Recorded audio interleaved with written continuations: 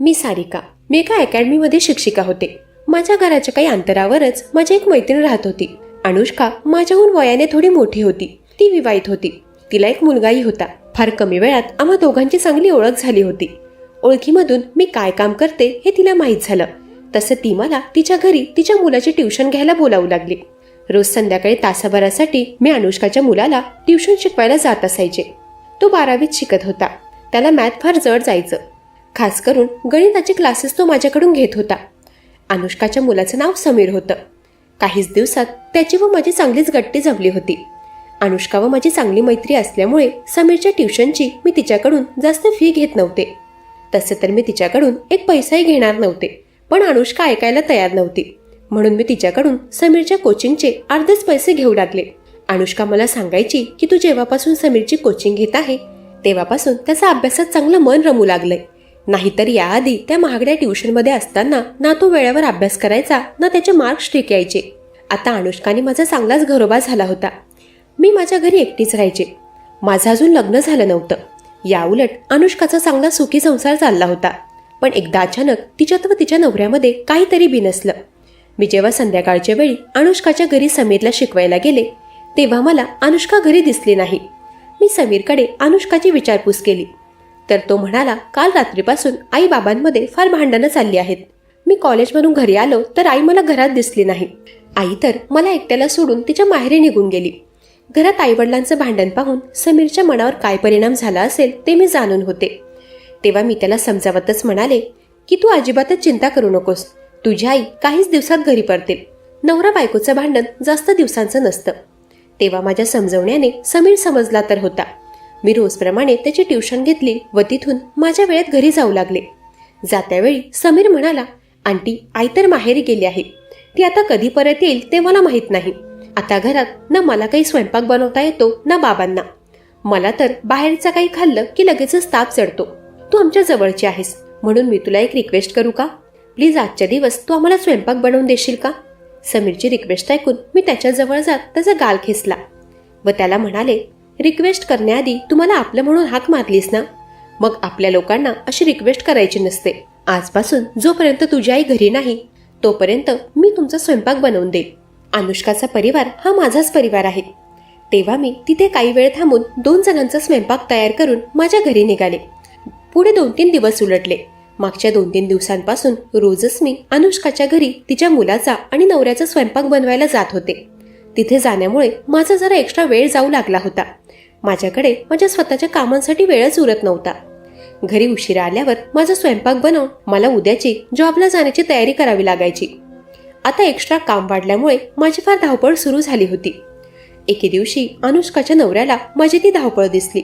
तेव्हा जिजू मला म्हणाले की आता तू आमची काळजी करू नकोस. जोपर्यंत अनुष्का घरी येत नाही तोपर्यंत आम्ही मेस लावतो. आमच्यामुळे तू तुझी ओढाताण करून घेऊ नकोस. जॉब करणाऱ्या व्यक्तीचं आयुष्य किती ओढाताणीचं असतं ते मला चांगलंच ठाऊक आहे. मी त्यांना म्हणाले, तुम्ही माझे आपलेच आहात. तुमचं काम करायला माझी अजिबात ओढाताण वगैरे होत नाहीये.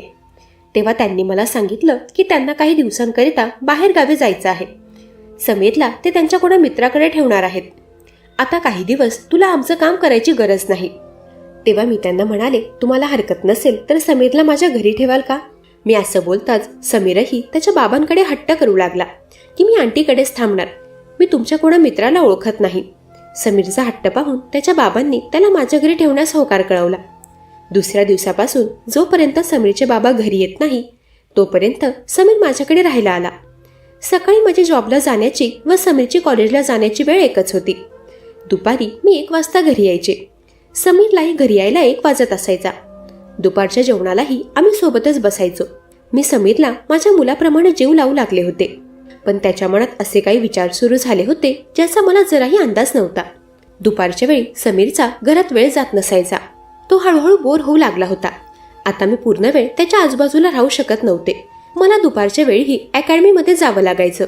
संध्याकाळी घरी आल्यावर मला समीरची शिकवणी घ्यावी लागायची.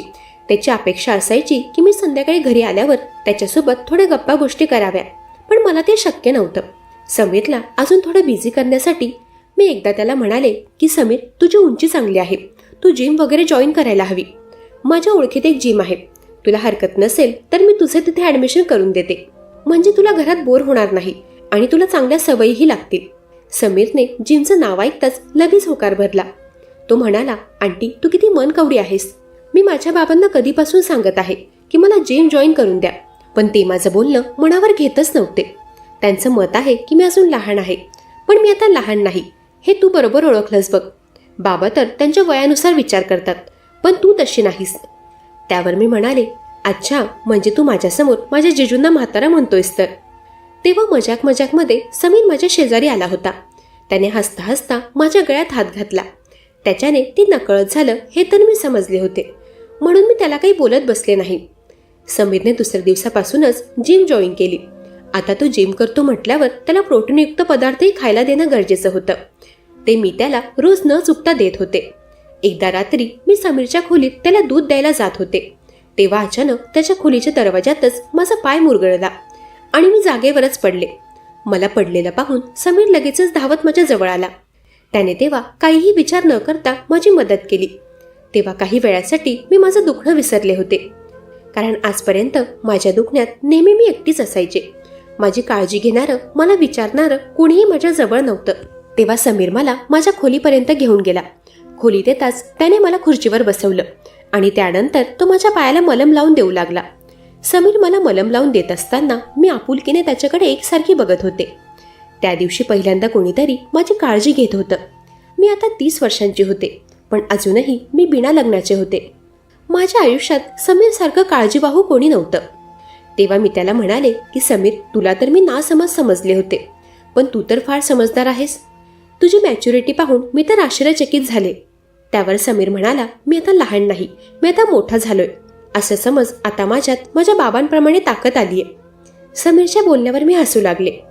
त्याच्या बोलण्यातून तो लहान आणि बालिश वाटत होता. पुढच्या मिनिटाला तो माझी प्रशंसा करू लागला. तो म्हणाला, तू मला सख्याप्रमाणे सांभाळून घेतलंयस. खरंच तू किती चांगली आहेस ना. समीरच्या तोंडून माझं कौतुक ऐकून मला फार बरं वाटत होतं. तेव्हा बोलता बोलता तो म्हणाला, आंटी तुला हरकत नसेल तर मी तुझ्या खोलीत झोपू का? रात्री तुला काही गरज पडली, तुला उठायचं असेल तर मी इथे असलो तर मी तुला उठवायला मदत करू शकतो. समीर फार चांगला मुलगा होता. तेव्हा मी त्याला माझ्या खोलीत झोपण्यास होकार भरला. मी घरात एकटीच असायचे, त्यामुळे मी घरात माझ्या मनमर्जीप्रमाणे राहायचे. तेव्हाही घरात मी माझ्या सवयीप्रमाणेच राहत होते. मला पाहून समीर माझ्या सुंदरतेचं कौतुक करू लागला. तो म्हणाला, आंटी तू किती गोरीपाण आहेस, त्यामुळेच तुझ्यावर कुठली फॅशन शोभून दिसते. तू एखाद्या हिरोईनपेक्षा कमी दिसत नाहीस. तेव्हा मी त्याला म्हणाले, आता माझी प्रशंसा पुरे झाली, आता झोप. सकाळी मलाही वेळेत ऑफिसला निघायचंय आणि तुलाही कॉलेजला जायचंय. तेव्हा एकदमच समीर मला थँक्यू म्हणाला आणि मग झोपी गेला. दुसऱ्या दिवशी सकाळपर्यंत माझा पाय समीरने घेतलेल्या काळजीमुळे अगदी चांगला झाला होता. सकाळी ऑफिसला जाण्यापूर्वी मी समीरला थँक्यू म्हणाले. रात्री तो मला थँक्यू का म्हणाला ते मला त्याला विचारायचं होतं, पण तेवढ्यात त्याचा मित्र त्याला घ्यायला आला आणि तो कॉलेजसाठी निघाला. मग माझ्याने त्याला ते विचारायचं राहिलं. त्या दिवशी रात्रीही झोपायच्या वेळेत तो माझ्या खोलीत आला. तो म्हणाला, आंटी आजही मला तुझ्या खोलीत झोपायचं आहे. मी त्याला म्हणाले, आज माझा पाय अगदी चांगला आहे, आज तुला कुठल्या कारणाने माझ्या खोलीत झोपायचंय? त्यावर तो जरा अडखळतच म्हणाला, मला माझ्या खोलीत झोपायला फार भीती वाटते. रोज मी घरी आई शेजारी झोपायचो. गेल्या काही दिवसांपासून इथे मी खोलीत लाईट लावून झोपत आहे आणि त्यामुळे माझी पूर्ण झोप होत नाहीये. मी तुला हे आधीच सांगणार होतो, पण मला लाज वाटत होती की तू माझ्यावर हसशील. त्याचं बोलणं ऐकून मी तेव्हाही हसू लागले. मी म्हणाले, तू तर म्हणत होतास की तू आता मोठा झालाय, मग हे अंधाराला घाबरणं काय आहे? तेव्हा मी समीरची थोडी मस्करी घेऊ लागले तर तो रागात तिथून जाऊ लागला. त्याला चिडलेलं पाहून मी त्याच्या जवळ जाऊन त्याला पुन्हा खोलीत घेऊन आले व म्हणाले, तू इथे झोपू शकतोस, मी तुझी मस्करी करत होते. त्या रात्रीही समीर माझ्या खोलीत झोपला होता. मध्यरात्री तो झोपेत अचानक त्याचे हातपाय इकडे तिकडे वळवायचा. मला वाटलं त्याची ती झोपेतील सवय असावी. पुढे असेच 2-3 दिवस उलटले. गेल्या 2-3 दिवसांपासून मी बघत होते समीरचं वागणं जरा बदललं होतं. रात्री झोपेत तो फार हालचाल करायचा, कधी बडबड तर कधी हातपाय चालवायचा. मी त्याला त्याबद्दल विचारलं होतं, पण त्याला रात्रीचं काहीच आठवत नव्हतं. एकदा संध्याकाळी अकॅडमीमधून घरी येत असताना मी समीरला जिममध्ये घ्यायला गेले. घरी येताच तो माझ्यावर चिडला. समीर म्हणाला, आंटी तू मला जिममध्ये का घ्यायला आली होतीस? तू तिथे आलीस तेव्हा माझे काही मित्र तुझ्याकडे बघत होते. जिममध्ये फक्त माझ्याच वयाची मुलं नसतात, तिथे माझ्याहून काही मोठे मुलंही आहेत. ते तुझ्याकडे बघत होते ते मला अजिबात आवडलं नाही. जाऊ देत, सोड.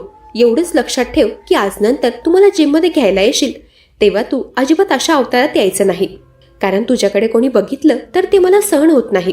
अचानकच समीरला काय झालं होतं कोणास ठाऊक, पण तो माझ्या बाबतीत जरा जास्तच काळजी दर्शवू लागला होता. मी त्याला म्हणाले, तुझी काळजी मी समजते. समीरच्या आईनेही मला सांगितलं होतं की तो फारच इमोशनल मुलगा आहे. खरंच समीर माझ्या समजण्यापलीकडे होता. त्या रात्री मी पाणी पिण्यासाठी उठले. मी खोलीतून बाहेर आले तोच मला काहीतरी हालचाल झाल्यासारखं जाणवलं. मग मी हळूच आत खोलीत डोकावले. तेव्हा मला लक्षात आलं की समीर माझ्यावर लक्ष ठेवून होता.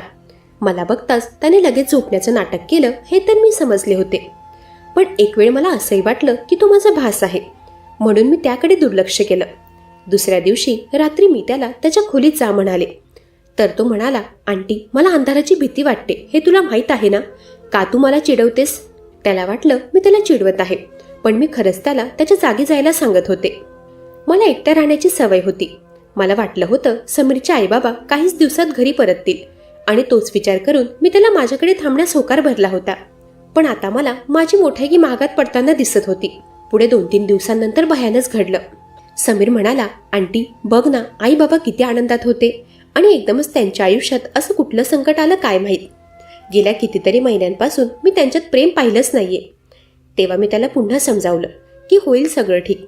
पुढच्या रात्री मी समीरला सांगितलं की आता तू माझ्या खोलीत झोपू नकोस, कारण मला एकटं राहण्याची सवय आहे. त्या दिवशी त्याने शहाण्या मुलाप्रमाणे माझं ऐकलं, परंतु मी त्याला नाही म्हणूनही त्याने त्या रात्री माझ्यावर नजर ठेवली आणि अर्ध्या रात्री तो माझ्या खोलीत शिरला. तो म्हणाला, आंटी मला फारच भीती वाटते. तेव्हा मी जशी त्याच्या बाजूने वळले तसं त्याने माझा हात जोराने पकडला. तो म्हणाला, आंटी तुझ्या आयुष्यात सगळ्यात मोठी कमी आहे ती म्हणजे तुझा एकटेपणा. तुझ्यासारख्या सुंदर मुलीने एकटं जीवन जगणं मला तरी मान्य नाही. तू आता तरी तुझ्या पुढच्या भविष्याचा विचार करायला हवा. तेव्हा मी समीरला म्हणाले, समीर तू माझा चांगला विचार करतोयस, ते पाहून मला फार बरं वाटलं. मलाही तुझ्याशी बोलायचं होतं. समीर खरं सांगू, आता मला नाही वाटत की तुझी आई कधी परत येईल, पण तू काळजी करू नकोस, मी तुला सांभाळायला तयार आहे. मी असं बोलताच त्याने माझ्या हातावर चिमटा काढला. मी तेव्हा जोराने ओरडू लागले. माझ्या ओरडण्याने अशोक बेड खालून लगेचच बाहेर निघाला आणि त्याने खोलीतील लाईट सुरू केला. त्याच्या बाबांना पाहून समीर शॉक झाला होता. तो म्हणाला, बाबा माझ्यापासून हे सगळं लपवायची गरज नाहीये, कारण मी तुमचे व तुमच्या या प्रेयसीचे सगळे फोन कॉल्स व मेसेज बघितले आहेत. मला विश्वासच बसत नव्हता की तुम्ही मला व आईला अशा प्रकारे फसवत असाल. मागच्या काही दिवसांपासून मी आंटीला अर्ध्या रात्री या खोलीतून बाहेर पडताना बघत होतो. ती रात्रीच्या आपल्या घरी का जात असते ते मला समजत नव्हतं. तिच्यावर लक्ष ठेवण्याकरता मी तिच्या खोलीत झोपायला येत होतो. शेवटी माझा संशय खरा ठरला. आईलाही तुमचा आणि आंटीचा अफेअर माहीत झालंय, म्हणून ती तुम्हाला सोडून गेलीये ना? समीर मला म्हणाला, मला हेच सगळं सत्य बघायचं होतं. माझ्या आईवडिलांचं प्रेमाचं नातं खराब करणारी तू आहेस तर. आता तुझा खरा चेहरा माझ्या समोर आलाय. तू कधीच कोणाशी प्रामाणिक राहू शकत नाहीस. तू माझ्या बाबांनाही पुढे जाऊन धोका देशील हे नक्की. त्यावेळी त्याचं बोलणं ऐकून मला माझीच लाज वाटू लागली. अशोक माझी जुनी मैत्री होती. मी त्याच्या प्रेमात पडले होते. तो एक विवाहित पुरुष आहे याचा मी विचारच केला नाही. अशोक त्याच्या मुलाचं बोलणं ऐकून भावुक झाला होता. अशोकने माझ्यासोबत आयुष्य घालवण्याचं जे मला वचन दिलं होतं ते तेव्हा त्याने झटक्यात मोडलं. तो त्याच्या मुलाला घेऊन तिथून निघून गेला आणि शेवटी मी एकटे पडले होते. लग्न झालेल्या पुरुषासोबतची जवळी काही कालावधीसाठीच असते. क्षणभराच्या आनंदानंतर शेवटी तो विवाहित पुरुष त्याच्या संसारात परततो. म्हणून अशा नको त्या नात्यात अडकण्याआधी मुलींनी एकदा आपल्या भविष्याचा सखोल विचार करावा. मंडळी, कशी वाटली ही कथा? ऐकत रहा मनाचे बोल.